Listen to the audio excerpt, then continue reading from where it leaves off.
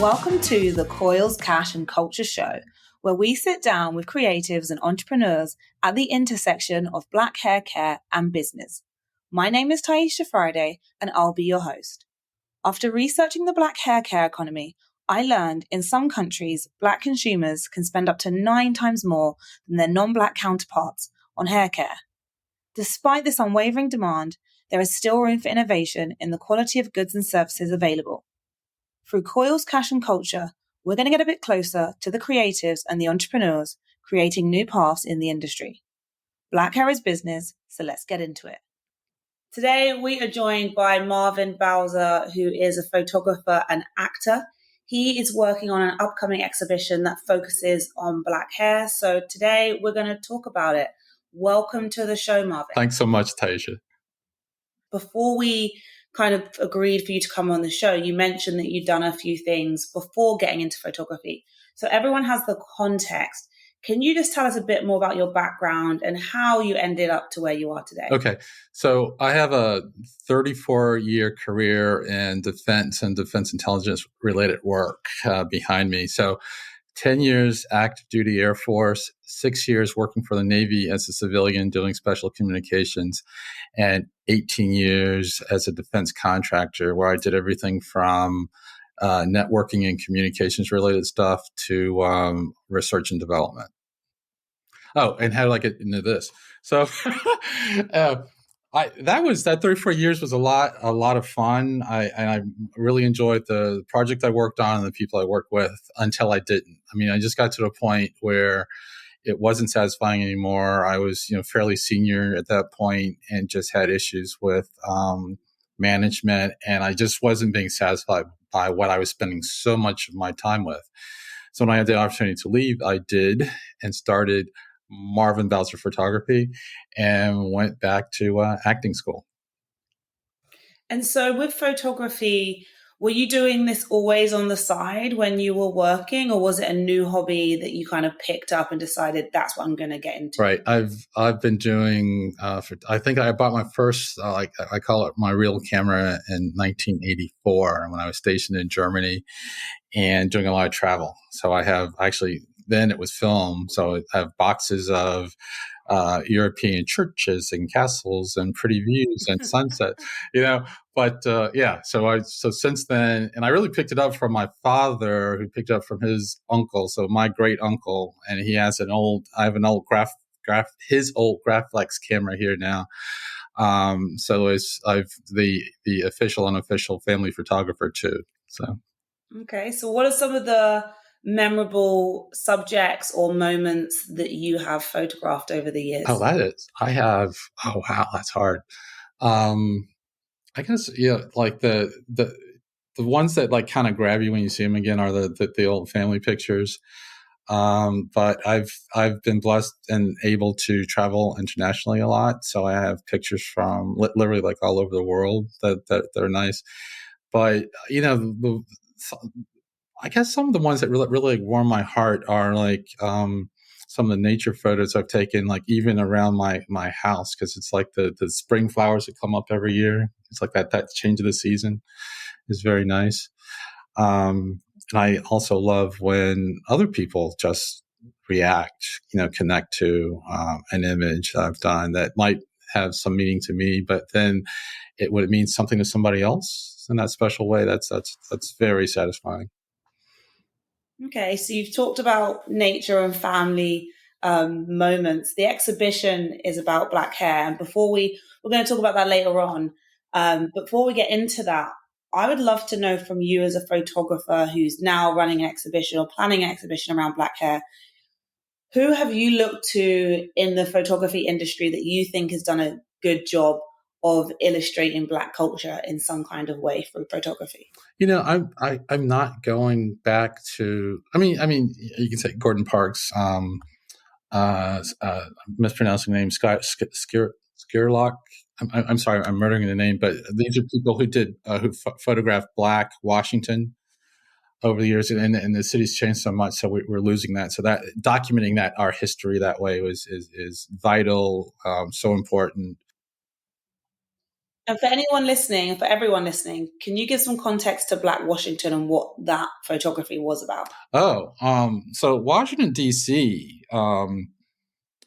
For you know up until like the beginning of my life here was a segregated city. So and we I guess peacefully cohabitated, but Black Washington was self-contained. I mean, bankers, lawyers, dentists, doctors, restaurants, the famous Black, you hear about the Harlem Renaissance. Well, it started in D.C., or the companion Renaissance was in D.C. with Black performers, and that wonderful, vibrant, multifaceted city within the city is what I was referring to as Black Washington. But now I lost the thread on what the question was before that. It was just like what inspired you about the exhibition, not about the exhibition, about the Black Washington. Other photographers. So I talked about the great photographers, Black Washington. So now I'm spending a lot of time on Instagram looking at what other people are doing now, like the current producers, and it's rich, it's diverse, it's creative, it's moving, and it's present, it's history, it's future looking, and it's all happening now. So I really set a challenge for myself to do something in that space that's also interesting and engaging and unique to what I'm doing. So I'm working hard. So, and so why hair? There's a Black culture is culture. So why have you got to hair and sticking with that? It's really related to my question about what I've done so much of my adult life. I haven't had the time to delve into who I am as a person, who I am as a Black man, a Black gay man living right now. And I'm taking the grace. I'm giving myself the grace to do that now and to share my experience with the community, with the culture. We're going to talk about the exhibition a bit more. I know you don't want to tell all because otherwise it won't be a surprise. I can tell you everything I know because I'm still working on it. It's not done. Yeah, tell us where you're at, because one thing I found this when even making this podcast, and I took this from, I read a book by Rick Rubin, the music producer, and one thing, a chapter that talks about iteration and like you thinking you're done and then the waking up the next day and you want to change the whole thing. What's the process been like in the build up to preparing for an exhibition where I'm sure you get waves of inspiration throughout the process? That's a good way to put it. Waves of inspiration throughout the process. I, from my history, I was a program manager of big things that had a lot of small parts, and you had to put them all together in some order and pull a team of people along with you. For art, there's some of that because there's a production phase where you've got to finish, and there are deadlines there, but I really started in a quiet place and listen and allow the ideas, the thoughts to come to me. And as hippy dippy as that sounds, it's so true. It's super effective when you just turn within. At some point, I've done an open model call as part of this, so I've added a very public aspect to what I'm doing. And I've reached out. Actually, I was going to say I reached out to people, but people reached out to me as a result of like the work I've been doing with social media and adding that public phase. And they're like, "Oh my goodness, I wanted to do something like this for so long. How can I help? How can I work with you?" So I'm working with two other creatives now who are in, and we're going to do a more focused photo shoot. To get images for the exhibition. And right now, everything's going into my catalog. Right, I haven't selected anything yet and said this is the piece. And that's one of, and ask anybody who does shows like this. That's one of the most critical, agonizing aspects of it. Like which pieces do I take to the show? And that is something that you'll wake up one morning and say that this is in, or I'll look at it again. I haven't looked at this piece in a minute. It's like, yeah, this is in, or this is out. and those, that it's a moving train. It's probably the easiest way to say it, and it's one of the most, I think I said, it's thrilling and terrifying at the same time, because decisions have to be made, and it's not, and it'd be great if you could just build a spreadsheet and it's like, I'll take all of them at 50%, I'll take Yeah. those, right? But it's not. It's super subjective, and I do want it to be like the result to be, like, multidimensional but relevant to today, right? It needs to speak to the people who come see the work today. So it's going to be, it's not, I won't say going to be, because it has been like a lot of fun and challenge already. And time is going by so quickly now. It's like it's the middle of July. Like, how did that? How long have you been working on this? From idea stage, from like idea. Yeah, it's like March. Oh wow, Like okay. March. Yeah. And I have a question for you as someone who's experienced in photography, and I've always wondered this, and I would love to touch on it. The exhibition is called BlackHair, so I'm assuming there's going to be photography of black hair. In the process of photographing black hair, whether that's curly, coily, because there's many different textures, Right.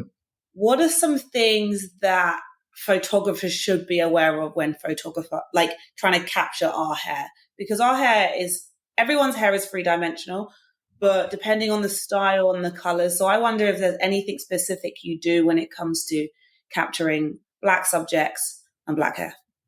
That's an excellent question. Let me see if I have an excellent answer. I was actually, before getting on the call with you, I was working on an image of a young man with natural locks, and he has a lot of new growth. So the locks are coming out of the new growth, and he has this kind of light brown color to his hair, naturally, and the locks are like in his face, and he's kind of looking back at the camera. And the clarity of the image is so good. You can see the hair and its individual locks, and it's just compelling. Um, but not but and the the look he's giving back as he's looking through this lock in his face is just like, that's what draws you in. So it's I'm walking that balance between, like an excellent, that's more of a portrait. His hair is fills most of the frame. Okay. But it's not just, if it's not just a zoom in on hair, because how many of those could you look at, right? So there has to be some context as to like what's happening, and I've got two of that subject I'm working with, and one of them, frankly, it's another, like, is hair is plainly a large feature in the frame, but it's just a pretty picture. I don't think there's anything that's going to have somebody like walk through, see that image, and go, oh, that's a pretty picture, and keep walking. The second one I start working in, it's like somebody's going to come in and go, what's he thinking? What's that about? Who is that? Like, what's he? That's more engaging, and that's. But your question is like right on. Like, and it's the challenge I mentioned earlier. What's different about what you're doing than what other people are doing? So I'm bringing like all my experiences as a photographer and working with a hair artist as well, and we're working with professional models as well as real people. And this is one of the real people examples. So it's going to be a diverse, multifaceted show, not just a one tone, like, a dozen of these, like it's that. Yeah. Okay. Well, earlier you mentioned the inspiration came from almost part your journey and discovery of yourself and your hair. I want to touch on that because I think often what we see when it comes to the end product in photography is determined by the person behind the camera, right? And we talk about all the time about diversity behind the camera. What's your journey been with your hair? Like, what does that mean? the exploration with yourself that helped you like kind of come up with this exhibition? So, and it's thank you for that, but it's I'm using hair as a lens to get to culture. But to answer your question though, and from my professional life, I was usually one or two Black professionals working in those spaces, and the majority society, and particularly starting in the military, where there are literally regulations as to how you can wear your hair. So you were considered not a good officer if you didn't comply with the regs, right? It was like that. So that's kind of how I started, and then and then another military organization working for the Navy, and then in defense contracting. So you're still working with this military thing, and still I was one of the few Blacks working in these spaces. There was a point where I forget the years now, maybe the late '90s, where Black women in the military wanted to wear their hair in cornrows or locks. Why? Because they worked crazy hours. It was hard time. They were out in the field somewhere, and they didn't have access to everything they need to maintain their hair. So they wanted to keep it neat and clean and get on with it. And I think Congress might have had to get involved in that, like to make that happen. Like it's a lot. So so that's a long way to say it's when I got out of that environment and I can do what I want to do, then I guess the right term was like free form locks. I did for forever, because my hair would kind of like naturally curl on its own. And it's kind of like part empowered by the project I'm working now. I started locks recently, and and I'll put myself in report. I didn't start with starter locks per se. These are two centrists, and there's somebody else's hair up in here too. But that's you know I'm cheating a little bit, but that's what I'm Okay. doing. But I am gonna let it lock and keep it going Okay. with this. So that's it, and it's part of the reason I did this too was to see if people reacted to me differently with this hair. And so far I really haven't noticed a problem. I think thankfully that due to the culture, like so many people are wearing natural hair or hair however they're comfortable, that it's not the automatic, oh, you're this person or that way because you're not conforming to what society wants you to do. 100%. It's funny, I saw someone on Threads maybe like 2 nights ago say, do people react differently depending on how you wear your hair? Because obviously we can wear our hair in so many different styles. And honestly, I think it just depends on the person, right? And the spaces you're in. If you're in many different spaces, but also just like even geographically where you are, I can definitely say changing my hair in certain environments makes a big difference. It feels like it makes a difference. It seems to me that the initial response can vary depending on the environment. We're all, no matter who you are, we all make a judgment initially. Right. But to your point, I do think just time and cultural events and moments have led for more Black people to embrace their hair in settings that they previously wouldn't have. So hopefully we're making progress there. You mentioned obviously your background and kind of not there being as much people who are Black or people of color in positions of making decisions. As a photographer and going into a creative field, how's that been? Have you found yourself easily building a network and shaping a network? Or has it been isolating? And I just ask this because I know it varies depending on where people live, sometimes too. Um, a network of In uh, photography, creative wise? other photographers or clients or Uh, Both clients and like working with other photographers. How's that been as a Black man? so I working with other photographers, other now I can't talk. Working with other photographers has been fantastic. It's funny, that's another great question because I've often worked by myself and not had the opportunity to really collaborate with other people like me. Um, and when I've had the opportunity to work with other photographers and it's been with doing other exhibitions, so we're getting to our work together. It's just been so beautiful, uplifting, motivating.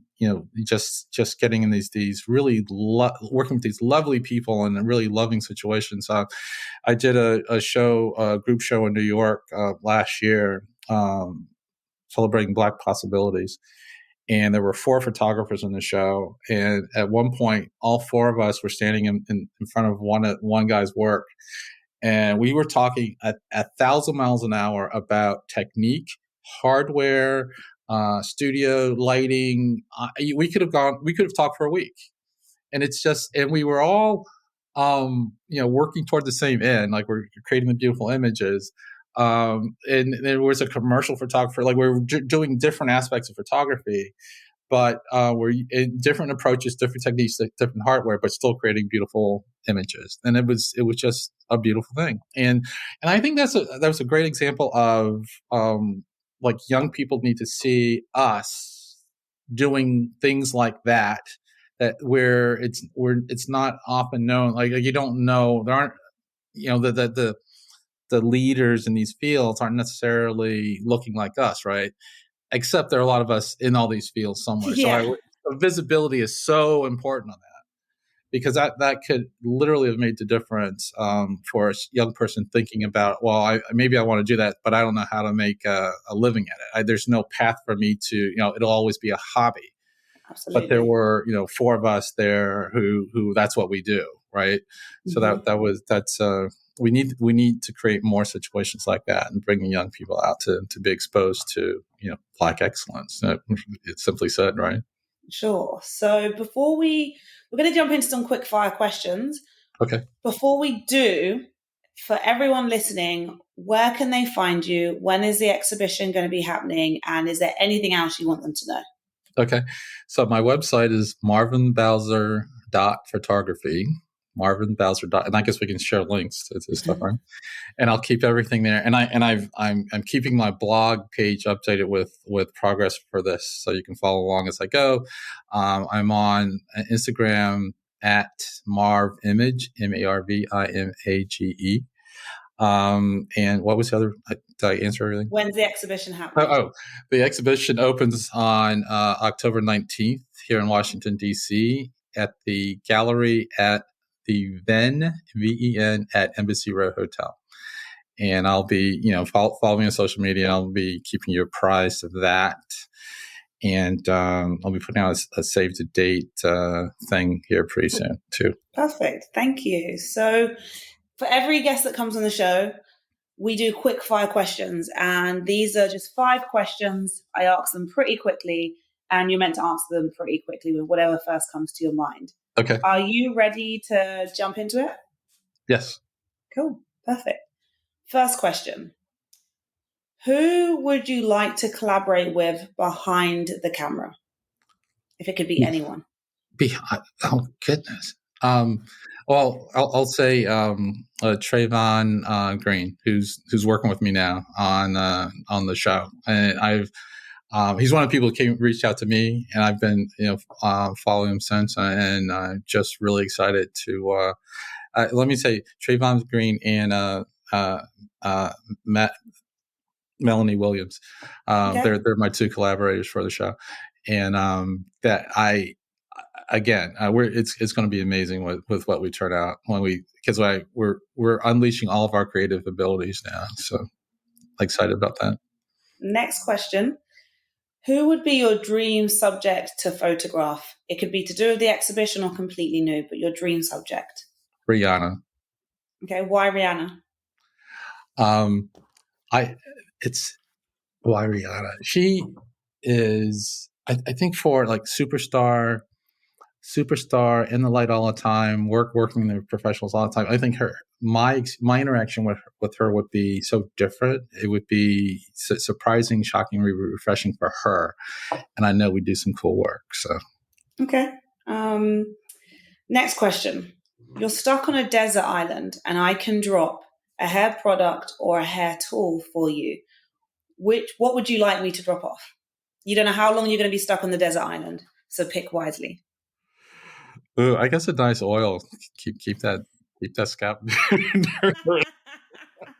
Okay, I'll drop you some hair oil. The next question is about music. Every time people get their hair done, music is playing, and music's just culture. So what song or artist are you listening to at the moment on repeat? You know, your questions are amazing. I love it. So I've been listening to the soundtrack for Wakanda Forever. Oh, wow. Okay. And then it's on Apple Music, and it trails off into other like related music. Mm-hmm. And that's just been keeping me in my happy place. It's like I put it on all the time. Okay, cool. Wakanda Forever. Wakanda Forever. And then the final question, because gratitude is important. What are you grateful for? I'm grateful for this opportunity to create art and share art, to be seen and to be heard. That's wonderful. That was a wonderful answer. Thank you for sharing that. Absolutely. Thank you for coming on the show. It's been a pleasure to speak to you. Same here. I thoroughly enjoyed it, and much continued success. Thank you for listening. If you enjoyed this conversation, follow us to find out when the next episode is out. And if you really, really enjoyed this conversation, maybe send a link to a friend. And if you really, really, really enjoyed this conversation, head to coilscashculture.com to sign up to our mailing list today. Stay well, keep smiling.